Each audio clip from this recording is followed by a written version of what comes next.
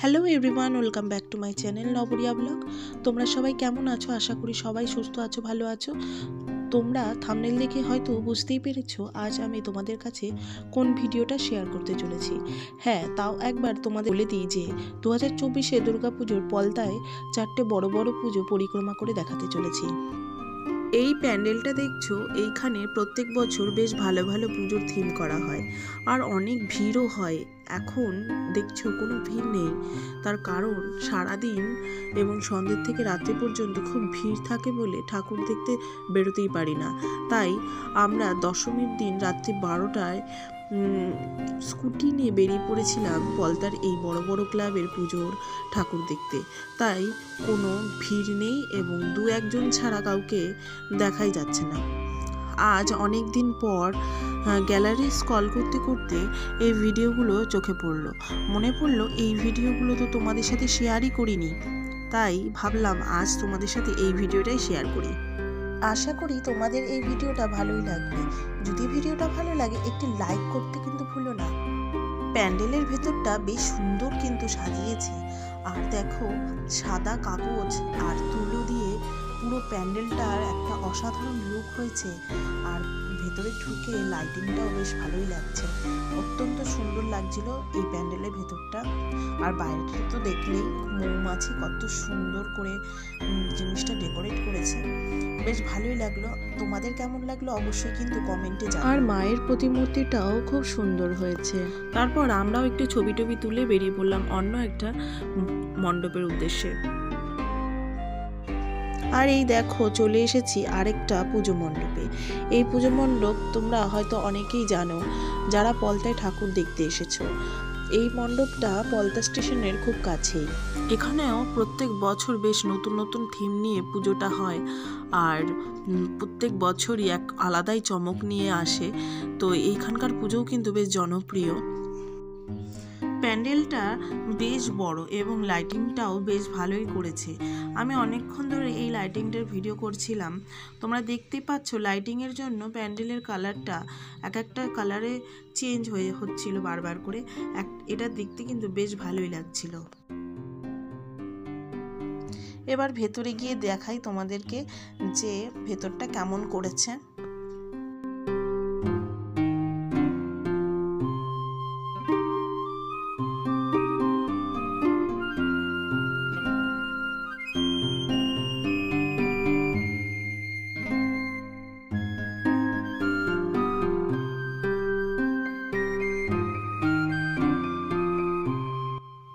ভেতরে ঢুকে দেখলাম যে ভেতরে বাইরের তুলনায় লাইটিংয়ের কাজটা একটু কমই আছে।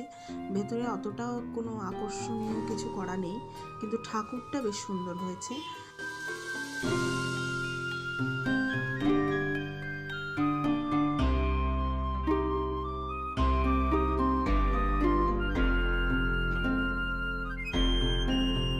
তারপর চলে আসলাম আর একটা মণ্ডপে।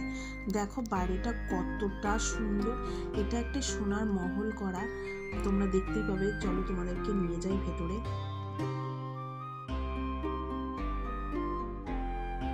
এই মণ্ডপটা দেখো বাইরেটা বেশ সুন্দর, বেশ চকমকে। আর পাশে দেখো বিভিন্ন অ্যাওয়ার্ডের সাথে চিফ মিনিস্টারের মূর্তিও রেখেছে। চলো ভেতরটা ঢুকে তোমাদেরকে দেখাই।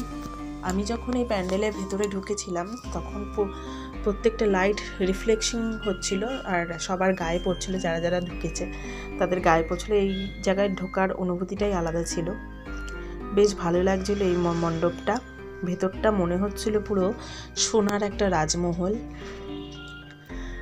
এই ভেতরে যে দেখতে পাচ্ছ চকচকে সিটগুলো দেওয়া আছে না, পিতলের মনে হচ্ছিল, পিতলের, কিন্তু পিতলের না মনে হয়। এই সিটগুলো থেকেই রিফ্লেকশন হচ্ছিল লাইটগুলো। আর মায়ের যে মূর্তিটা, মায়ের যে মুখটা বেশ সুন্দর, তোমরা দেখলেই বুঝতে পারবে। দেখো তোমাদের কতটা দেখাতে পাচ্ছি। হ্যাঁ, অবশ্যই কিন্তু কমেন্টে জানিও তোমাদের কেমন লাগলো। দেখো এবার মূর্তিটা বেশ সুন্দর, মুখটা। আমরা এখানে বেশ অনেকক্ষণই বসেছিলাম, বসে পাখা চলছিল, হাওয়া খেয়ে তারপরে আমরা বেরিয়েছি। সে সময় বেশ ভালোই গরম ছিল।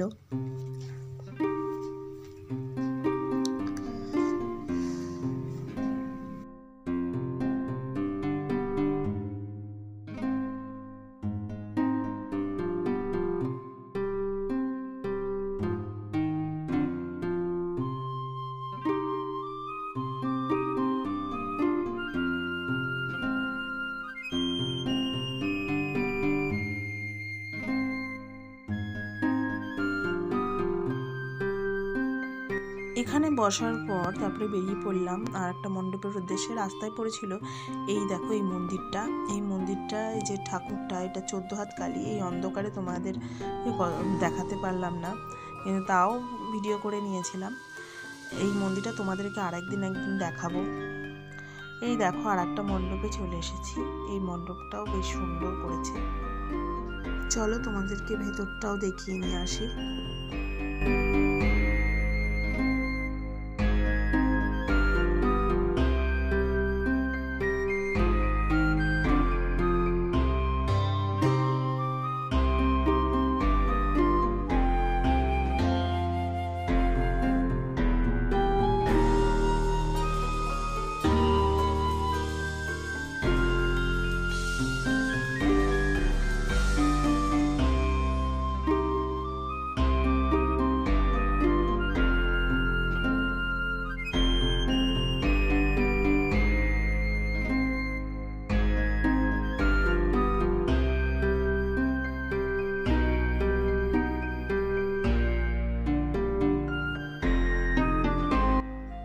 এখানকার ঠাকুর একটু ইউনিক স্টাইলে করা।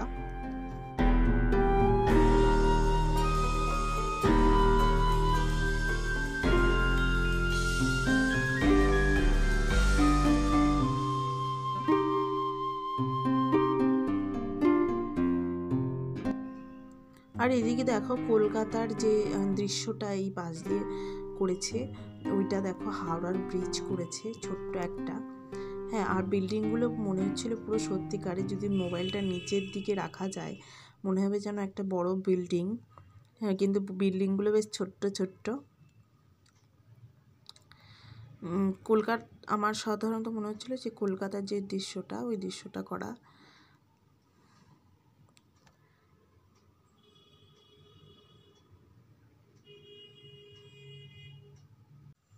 আমরা এই পুজো মণ্ডপটা দেখার পর বাড়িতে চলে এসেছিলাম। ভিডিওটাও আজকে এখানেই এন্ড করছি। তোমাদের ভিডিওটা কেমন লাগলো অবশ্যই কিন্তু জানিও। আর আমার চ্যানেলে কেউ নতুন থাকলে অবশ্যই চ্যানেলটিকে সাবস্ক্রাইব করে পাশে থেকো।